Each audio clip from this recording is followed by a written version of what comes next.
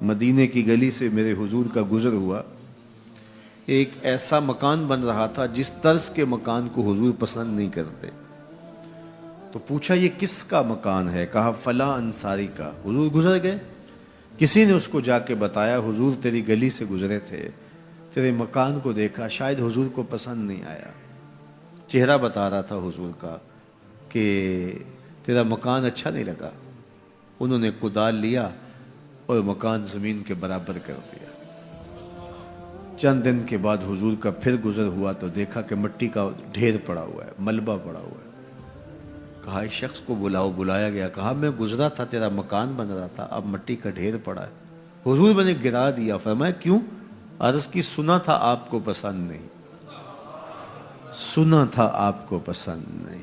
میں اور آپ اپنے اندر اترے اور دیکھیں ہمارا کیا کیا حضور کو پسند ہے. محمد دی زیارت محمد دے رنگ وچ اے ٹھگ بازیاں جانے پیارا محمد صلی اللہ علیہ وسلم. جب ان کے ہوئے تو پھر اپنی خواہش رہی کہاں؟ اپنی رضا کو محبوب کی رضا میں فنا کر دینے کا نام ہی تو محبت ہے. تیرے ہندیاں سندیاں محبوبہ میں کافر ہواں جے میں ہواں, اپنی نفی کرنے کا نام ہی تو محبت ہے. لیکن میں اپنی خواہشات کا پتلا ہوں اور عاشق رسول بھی ہوں. کیسی عجیب کہانی ہے.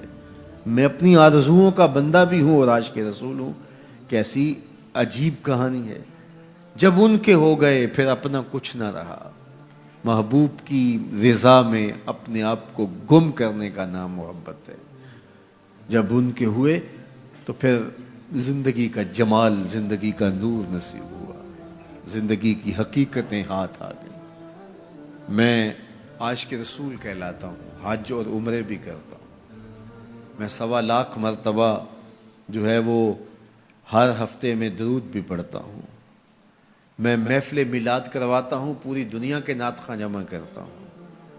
لیکن حضور کی سنت چہرے پہ سجانے کی توفیق نہیں ہے.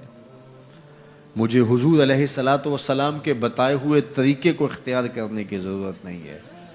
صاحب سوچیں کہیں آپ اپنے آپ سے دھوکہ تو نہیں کر رہے. ان سے تو نہیں کیا جا سکتا. ان سے دھوکہ کون کرے؟ وہ تو جانتے ہیں کون کہاں کھڑا ہے. میرے حضور بولے یاری لا تو پاک نبی سنگ اے پر پوری یاری. یاری لا تو پاک نبی سنگ اے پر پوری یاری. پھر درود قبول ہے تیرا لکھ نالوں ایک باری. پھر نہ لاکھ مرتبہ پڑھنا, ایک بار ہی پڑھ لینا وہ بھی قبول ہے. اشہد بلال عند اللہ اشہد, پھر بلال کا اشہد بھی قبول ہے. وہ چہرہ اور چہرے کا دل نہیں دیکھتے, بندے کا دل دیکھتے ہیں. تو جب تم اپنے باطن کو حضور کے نام پہ لگاؤ گے تو پھر ایک ایک عمل ان کی سنت کی اتباع میں. یہ صوفی کی علامات ہیں. رنگ برنگے کپڑے پہن لینے سے صوفی نہیں بنتا. مختلف رنگوں کے پٹکے باندھ لینے سے صوفی نہیں بنتا. صاحب بھنگ گھوٹ کر پینے سے صوفی نہیں بنتا. ڈھول کی تھاپک پر ناچنے اور رقص کرنے سے صوفی نہیں بنتا. مختلف تصوف کی اصطلاحات کو یاد کر لینے سے صوفی نہیں بنتا. محمد عربی کی غلامی سے صوفی بنتا ہے. حضور کی چوکھٹ کی فقیری سے صوفی بنتا ہے. طائف کے بازاروں میں لوگوں نے پتھر تک مارے, نالین خون سے زخمی ہو گئے, اور ادھر سے حکم بھی آتا ہے محبوب بولو تو صحیح. ان پہاڑوں کو ایسے جو ہے وہ جوڑیں گے کہ یہ درمیان میں پس کے رہ جائیں گے. عذاب کے فرشتے حاضر ہو کے پیشکش کرتے ہیں, لیکن میرے حضور فرماتے ہیں نہیں, میں رحمت بن کے آیا ہوں. وہی رحمت للعالمین نبی فتح مکہ کے دن حکم دیتے ہیں کہ ابن خطل کو قتل کر دو, اس کی لونڈیوں کو قتل کر دو. یہ حضور کا گستاخ تھا, ہجب کیا کرتی تھی اس کی لونڈیاں, گا گا کے حضور کی اہانت کیا کرتی تھی. اس نے سوچا بچنے کی کوئی صورت نہیں ہے تو کعبۃ اللہ کے پردے کے اندر چھپ گیا. پوچھا گیا یہ تو کعبہ کے پردے کے اندر چھپ گیا ہے, یہاں پناہ لے لی ہے. کہا یہیں سے نکال کے قتل کر دو. یہ میرے نبی کا اختیار ہے. حضور چاہیں تو معاف کر دیں, حضور چاہیں تو حکم صادر کریں کہ ان پر حد جاری کر دی جائے, ان کو سزا دی جائے. اس لیے ہمارے اوپر لازم ہے کہ جس کا جرم ثابت ہو جائے اس کو قرار واقعی سزا دی جائے. ایک تو بات یہ ہوئی کہ جو عمومی طور پہ مختلف جگہوں پہ بیٹھ کے یہ چیختے ہیں کہ حضور نے تو معاف کر دیا, تو آپ معاف کیوں نہیں کرتے؟ آپ اتنے سخت کیوں ہو گئے ہیں؟ آپ حضور کے ماننے والے نہیں ہیں؟ تو میں نے کہا صاحب یہ سنت اختیار کیجئے, اپنے دشمنوں کو معاف کر دیجئے, باقی کسی کے دشمنوں کو معاف کرنے کا آپ حق تو نہیں رکھتے.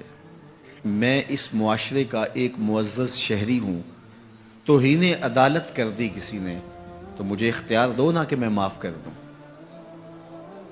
کیا تم مجھے اس بات کا اختیار دیتے ہو کہ آپ کی عدالت کی توہین ہوئی اور میں اس کو معاف کر دوں؟ آپ کہیں گے آپ تو ہمارے شعبہ کے شخص نہیں ہیں.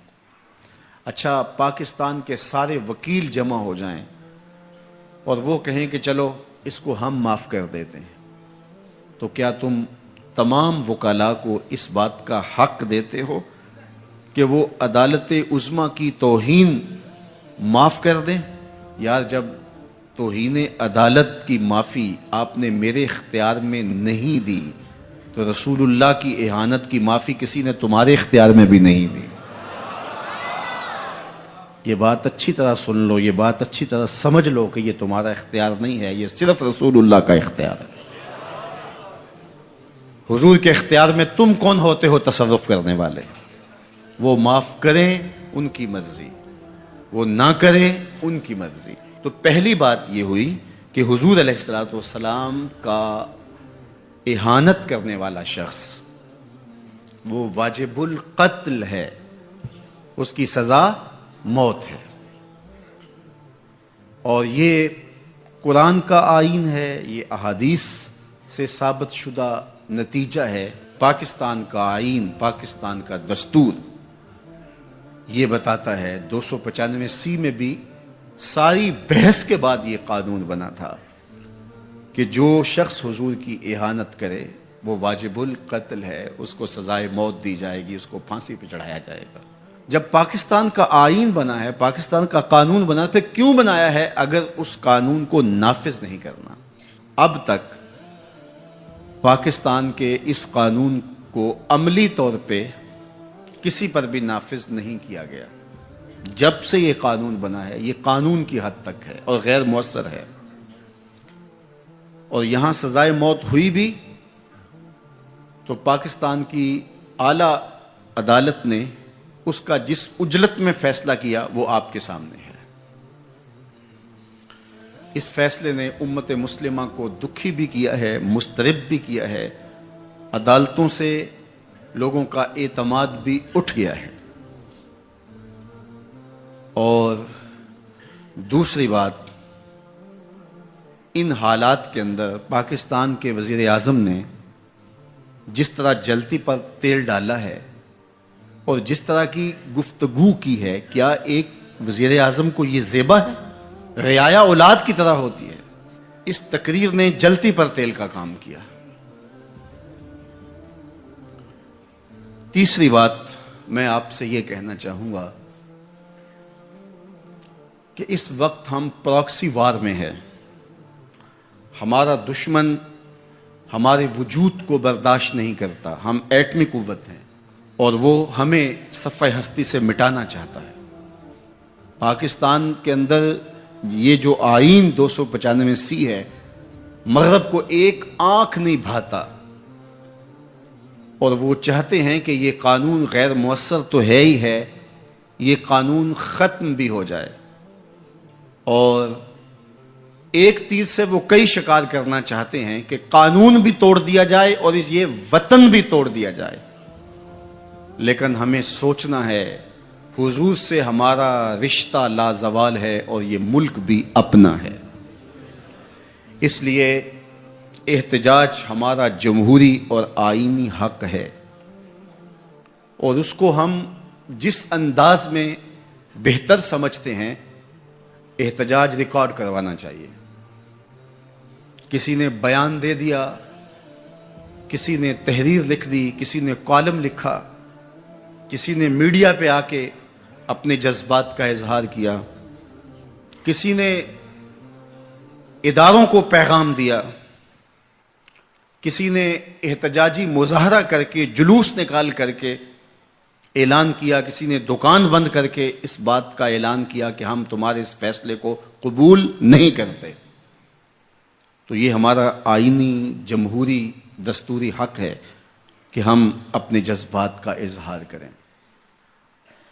لیکن ہمیں اس موقع پہ گہری نظر رکھنا پڑے گی کہ دشمن اس سے فائدہ حاصل نہ کرے۔